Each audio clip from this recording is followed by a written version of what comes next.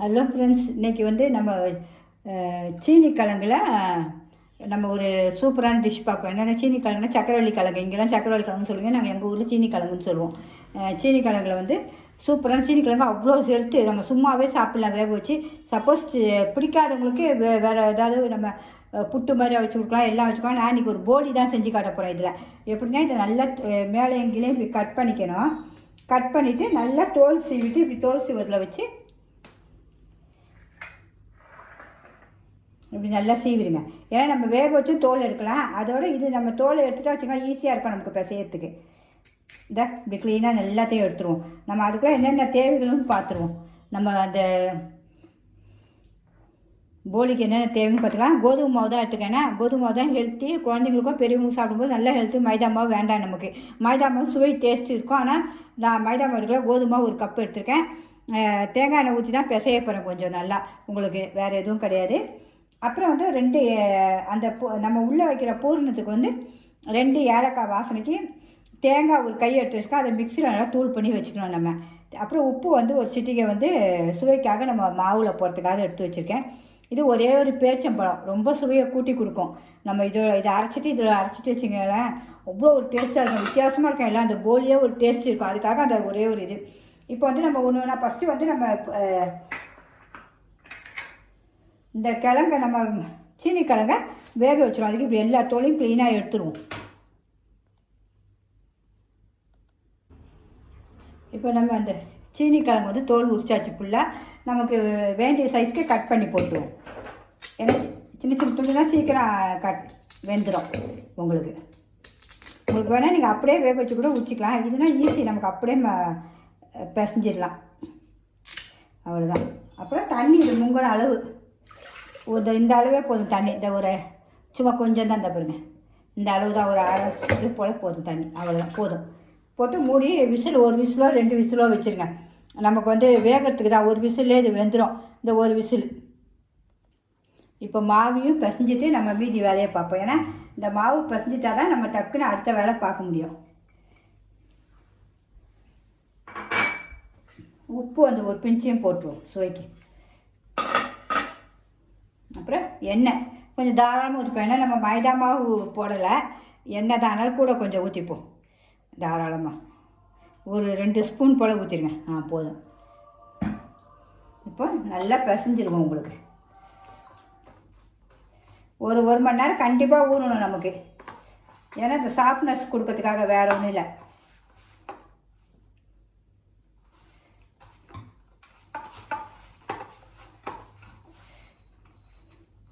இதில் ஒரு சிட்டிகை மஞ்சத்தூள் போடணும், அதை மறந்துட்டோம், போட்டுருவோம். ஏன்னா போலினாலே மெயின் அந்த மஞ்சளாக இருக்கணும், வேறு ஒன்றும் இல்லை. அதுக்காக மஞ்சத்தூள். நமக்கு நல்லது, வேறு கிருமி நாசி வேறு இல்லை. அவங்களுக்கு ரொம்ப ஹெல்த். இப்படி செஞ்சு கொடுங்க, எல்லா பிள்ளைங்களும் விரும்பி சாப்பிடுவாங்க வீட்டில். நம்ம இப்படி சீசனில் கிடைக்கும் போது வாங்கி செஞ்சிடணும். மரவள்ளி கிழங்கு இதெல்லாம் நல்லா கையை இப்படி அழுத்தி வச்சு இப்படி நல்லா பிசைங்க. இப்படி நல்லா ஒரு 5 நிமிஷம் பிசைவோம். பிசைஞ்சிட்டு உங்களுக்கு நான் காட்டுறேன். இந்த அப்படியே கட்டி ஆகிடும் உங்களுக்கு. இந்த அளவு நல்லா சாஃப்டாக பிசைஞ்சிடணும் உங்களுக்கு. பிசைஞ்சிட்டு நல்லா 1 ஹவர் மூடி வச்சுருவோம். நல்லா இப்படி இது உள்ளங்கையில் வச்சுட்டு இப்படி பிசைங்க, ஆட்டோமேட்டிக்காக சூப்பராக வந்துடும் உங்களுக்கு. இலகி கொடுத்துரும். இன்னும் 1 ஹவர் ரொம்ப நமக்கு இன்னும் சாஃப்ட்னஸ் வந்துடும், மைதா மாவு மாதிரி உங்களுக்கு சூப்பராக. இதை அப்படியே மூடி போட்டுருவோம். மூடி போட்டு அடுத்து பார்ப்போம். அடுத்தது கிழங்கு வேகட்டும். அதுக்குள்ள இதெல்லாம் அரைச்சிடுவோம். தேங்காய் எல்லாத்தையும் அரைச்சிட்டு வந்துடுவோம். இதுக்கு கூட கொஞ்சோண்டு வந்து நாட்டு சர்க்கரையோ வெல்லமோ எடுத்து வைக்கணும். ஏன்னா நமக்கு இந்த இனிப்பு பூரணத்துக்கு கொஞ்சம் வேணும். சீனி கிழங்கு இனிப்பு தான் இருந்தாலும் நம்ம கொஞ்சம் சேர்க்கணும். அதையும் எடுத்து வச்சுருவோம்.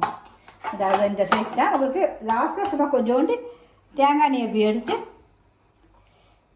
கொஞ்சம் இப்படி மேலே போட்டு இப்படி மூடி வச்சுருங்க. அவ்வளோதான். ஏன்னா அந்த சாஃப்ட்னஸ் காயாமல் இருக்கிறதுக்காக. அவ்வளோதான்.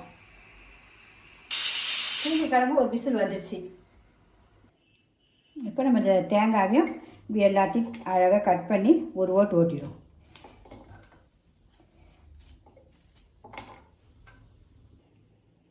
கட் பண்ணியாச்சு. இது இப்போ நம்ம 2 ஏலக்காயும் போட்டாச்சு. போட்டுட்டு இதை ஒரு மிக்சியில் ஒரு திருவிட்டுவோம். தூள் நம்ம பூ போல் வேணும்ல,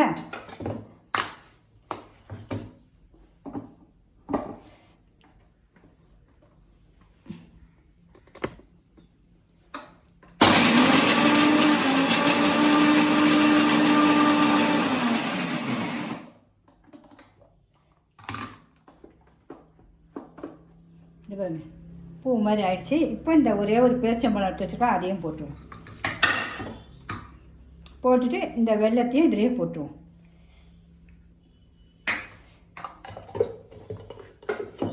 ஏன்னா வெல்லம் பாகு வேண்டாம், இதுலேயே நம்ம எடுத்துருவோம். போதும். இப்போ எல்லாமே சூப்பராக அரைப்பட்டுச்சு பார்த்தீங்களா. இது அப்படியே இருக்கட்டும். அடுத்து நம்ம சீனி கலங்க போய் பார்ப்போம். இப்போ சீனி ஸ்டீமும் போயிடுச்சு. ஸ்டீம் போனவொடனே பாருங்க,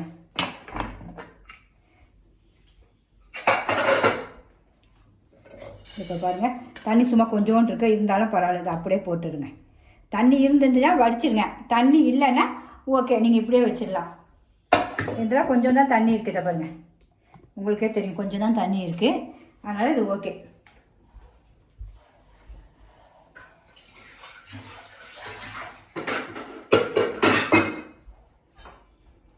இப்போ இது சூடாக இருக்கும்போதே நம்ம அப்படியே மசிச்சிடுவோம்.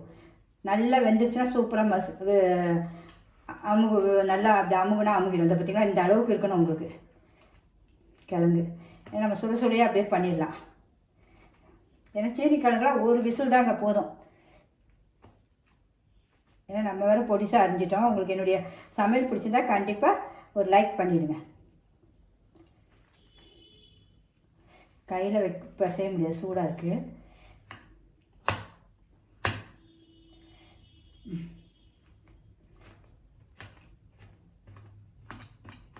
அவ்வளோதான். ஓகே, சூப்பராக வந்துச்சு. என்னமோ ஒரு கடாய் வச்சுருவோம்.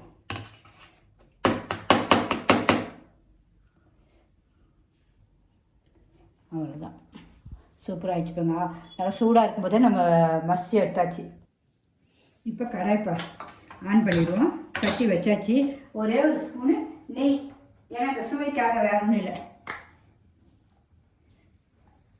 இந்த ஒரு ஸ்பூன் நெய். சட்டி சூடாகட்டும். இப்போ சட்டி சூடாகிடுச்சு. நம்ம தேங்காவையும் வெல்லத்தையும் நம்ம நுணுக்கி வச்சுக்கணும். ஏலக்காயெல்லாம் அதை போட்டுருவோம். ஏன்னா கையிலேயே எடுத்து போட்டுருவோம், அதில் ஒட்டிகிட்ருக்கோம் உங்களுக்கு. ஃபஸ்ட் நம்ம போட்டாச்சு இது நெய்யில் தேங்காய் பூவும் வெல்லம் ஏலக்காய் எல்லாம் போட்டாச்சு. கொஞ்ச நேரம் 2 நிமிஷம் அப்படியே வதங்கட்டும். அந்த ஹீட் வதங்கினோன்னே நம்ம இந்த சக்கரவள்ளி கிழங்கு எடுத்து வச்சுருக்கோம்ல, அதை எல்லாம் அப்படியே போட்டுருவோம்.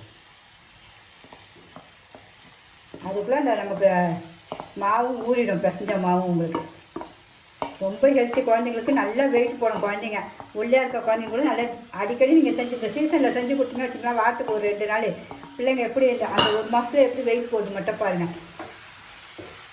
ஸ்டவ் ஸ்லோவில் வச்சுப்போம், ஹைலையும் ஸ்லோவில் மாற்றி கிண்டிப்போம். நெய் 1 ஸ்பூன் தான் ஊற்றிருக்கேன். நல்லா கிண்டணும் கைவிடாமல். இப்போ பாருங்கள் இந்த அளவு அழகாக சுருண்டு வந்துச்சு, கலரும் அழகாக மாறிடுச்சு. நல்லா பசுமையாக அந்த தேங்காய் பூலாம் உங்களுக்கு வதங்கிடுச்சு. இப்போ நம்ம அப்படியே இதை ஆஃப் பண்ணிடுவோம். இந்த ஒரு 10 நிமிஷம் அப்படியே இருக்கட்டும். நம்ம அதுக்குள்ளே மாவு போய் பார்த்துருவோம். சூடு ஆறணும் உங்களுக்கு. ஸ்டவ் ஆஃப் பண்ணியாச்சு. இதையும் கொஞ்சம் ஆற வச்சுருவோம் மூடி. பூர்ணம் நல்லா ஆறிடுச்சு. நம்ம லைட்டாக ஒரு கையில் இப்படி எண்ணெய் தடவிட்டு இந்த பூர்ணத்தெல்லாம் நமக்கு எந்த சைஸ்க்கு உள்ளே வைக்க போகிறோமோ அந்த சைஸ்க்கு எல்லாத்தையுமே விட்டு வச்சுக்கலாம். நான் இந்த சைஸ் தான் விட்ட போகிறேன். உள்ள இந்த சைஸ்க்கு எல்லாம் விட்டு வச்சுப்போம் ஒரு பிளேட்டில்.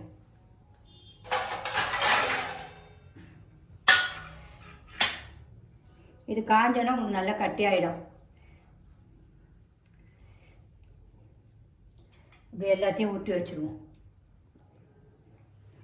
அவ்வளோதான், இல்லை லாஸ்ட் இது. இப்படி எல்லாத்தையும் விட்டு வச்சுப்போம் நம்ம. இது சும்மா சாப்பிட்டே டேஸ்ட்டாக இருக்கும். குட்டீஸ்ங்க மொத்தம் சும்மா சாப்பிட்ருங்க கொடுத்தாலே நீங்கள் இந்த பக்குவத்தில் பண்ணிங்கன்னா. இப்போ அடுத்தது மாவு அங்கே ரெடியாக இருக்கும். நம்ம அதை போய் பார்த்துருவோம். இது அவ்வளோதான். நம்ம இனிமேல் அடுத்தது மாவு பார்த்துக்குவோம். மாவு தப்புறங்க ஊறி போய் என்ன சூப்பராக வந்திருக்கு பாருங்கள். இன்னும் நீங்கள் மைதா மாவு எடுத்தீங்கன்னா ரொம்ப சூப்பராக இருக்கும். உங்களுக்கு எந்த அளவு வேணுமோ அந்த அளவுக்கு இப்படி உருண்டை பண்ணிக்கோங்க. உருண்டை பண்ணிக்கிட்டு இதில் இலையில வாழை இலை எண்ணெய் தேய்ச்சிக்கோங்க. உங்களுக்கு வாழை இலை இல்லைன்னா வீட்டில் இப்போ எனக்கு வாழை மரம் இருக்குது, நான் போய் கட் பண்ணிட்டு வந்துட்டேன். உங்களுக்கு இல்லைன்னா இப்படி ஒரு நம்ம கேக்லாம் செய்வோம்ல பட்டர் பேப்பர், அந்த பேப்பரில் எண்ணெய் தடவை வச்சு தட்டிக்கங்க. உங்களுக்கு எப்படினாலும் சரி தான். இதை ஃபஸ்ட்டு லைட்டாக இப்படி வச்சுட்டு நம்ம இந்த ஒரு பூரணத்தை உள்ளே வச்சுருவோம். வச்சுட்டு நல்லா மேலே மூடிடணும். மூடிட்டு இந்த எக்ஸ்ட்ரா இருக்கிறதெல்லாம் இப்படி எடுத்துருங்க. இப்படி எடுத்து வச்சுட்டு இப்படி சுட்டிடுங்க. இப்போ அழகாயிடுச்சா? இப்போ உங்களுக்கு முதல்ல ஒன்று செஞ்சு காட்டிடுறேன். நான் ஸ்டவ்வும் பற்ற வச்சுட்டேன். அந்த ஸ்டவ்லேயும் அந்த பாருங்க, அங்கே தோசைக்கல் ரெடியாக இருக்குது. இந்த கல் தான் தோசைக்கல் தான் வைக்கணும் உங்களுக்கு. அதனால் அதுவும் அப்படியே நான் காட்டிடுறேன் உங்களுக்கு டக்குன்னு. இதுவும் காட்டணும்ல, நம்ம தட்டுறதையும் நீங்கள் பார்க்கணும்ல. ஃபஸ்ட்டு தட்டுறதை பார்த்துக்கோம். மெதுவாக அப்படி தட்டினீங்கன்னா கொஞ்சம் கொஞ்சமாக அந்த பூர்ண வெளியே வராத அளவு. சுவை எப்படி இருக்குன்னு தெரியுமா உங்களுக்கு? என்னுடைய சமையல் கண்டிப்பாக பிடிச்சிருந்தா லைக் பண்ணுங்கள். சிம்பா நியூ சேனலுக்கு சப்ஸ்கிரிப்ஷன் பண்ணுங்கள் ஃப்ரெண்ட்ஸ். உண்மையாகவே இதெல்லாம் ரொம்ப ஹெல்த்தி. பார்த்து கொடுத்தீங்கன்னா பிள்ளைங்க பெரியவங்க எல்லாருமே விரும்பி சாப்பிடுவாங்க. இதை பாருங்க, சூப்பராக வந்துடுச்சா? தட்டினது நமக்கு எந்த சைஸ்க்கு வேணுமோ தட்டணும், அவ்வளோதான். இந்த மாதிரி இப்போ நம்ம இந்த இலையில போய் போடணும். வாழை இலையில அப்படியே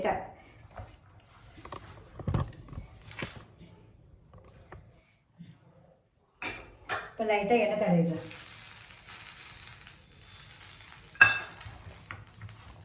இதில் கொஞ்சம் எண்ணெய் நமக்கு ஜாஸ்தி ஆகும், அவ்வளோதான். இந்த வாழையிலேருந்து இப்படி எடுத்து இப்படி போட்டுணும். எவ்வளோ சூப்பராக போட்டேன் பார்த்தீங்களா? என்னமோ போட்டு லைட்டாக எண்ணெய் அப்படி. இது கொஞ்சம் நமக்கு எண்ணெய் தான் ஆகும், ஏன்னா சுவை பார்க்குறோம்ல. இத்தனைக்கும் ஆனால் நம்ம வந்து மைதா கிடையாது, அதான் ஒன்று. இதை பார்த்தீங்கன்னா என்ன சூப்பராக வந்துச்சுப்பாங்க. இந்த மாதிரி 2 பக்கமும் நல்லா கருக போட்டு இப்படி ஒன்று ஒன்றா தட்டி வைக்கணும். நம்ம போட்டுடணும். அதுக்குள்ளே அடுத்ததையும் தட்டிடுறேன் ரெடியாக.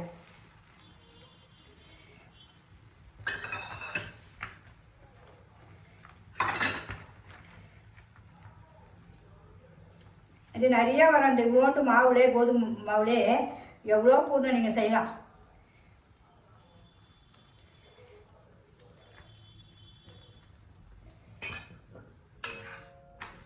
நல்லா வேகணும் பொறுமையாக, நல்லா ஸ்லோலியாக இருக்கட்டும்.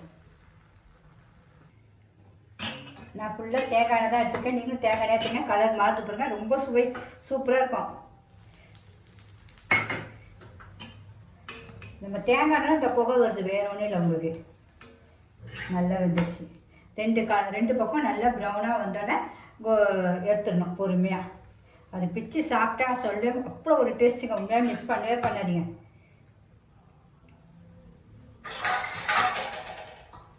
இப்போ ஒரு பிளேட்டுக்கு எடுத்து வச்சுருவோம். ஆறிடுச்சு, நல்லா சூப்பராக வந்துடுச்சு.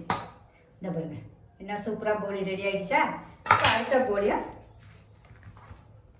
இதை அப்படியே தட்டி வச்சாச்சு. இப்போ இதை அப்படியே வாழையிலேருந்து இப்படி நீங்கள் பண்ணிங்கனாலே அழகாக வந்துடும். இதை அப்படியே போட்டுடணும். அவ்வளோதான். போட்டுட்டு லைட்டாக எண்ணெய் வெந்தாலும் தான் மாற்றி போடணும். அது வரைக்கும் நீங்கள் தொடக்கூடாது.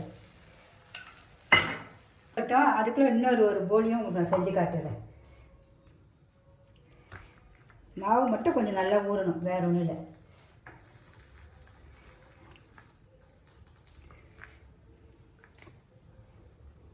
அவ்வளோதான். இதில் மீதி எக்ஸ்ட்ரா மாவு இருக்கும், எப்படியா ஒன்றுலேயே மாவு இருக்கும். இப்படி முறுக்கி எடுத்துருங்க. எடுத்துகிட்டு இப்படி உருட்டிடுங்க. உருட்டிட்டு இதை இந்த பேக்கில் வச்சு சீப்பி தட்டிடுங்க. எண்ணெய் மட்டும் கையில் தடவிக்குங்க.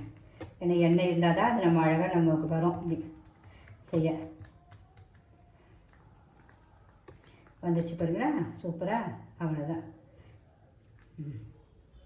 அவ்வளோதான், போலி தட்டியாச்சு. சூப்பராக தட்டியாச்சு. இனிமேல் போய் அடுத்தது போட்டு எடுத்துட வேண்டியதான். இப்போ அடுத்த போலியும் பார்த்துருவோம். இப்படி எல்லா போலியுமே ஒன்று ஒன்றா செஞ்சு எடுத்துருவோம். எடுத்துகிட்டு டேஸ்ட் பார்த்துருவோம்.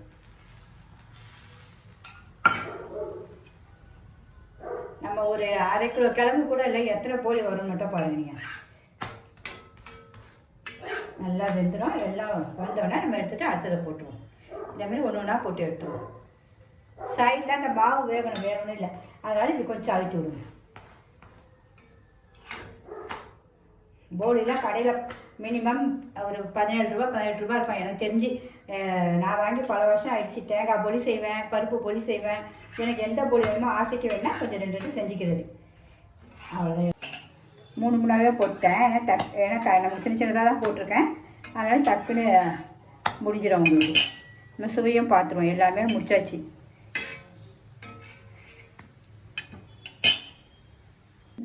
நம்மளுடைய போலி எல்லாமே சுட்டாச்சு. எவ்வளோ அழகாக இருப்பாங்க. 2 அது மட்டும் மீதி இந்த மாவு.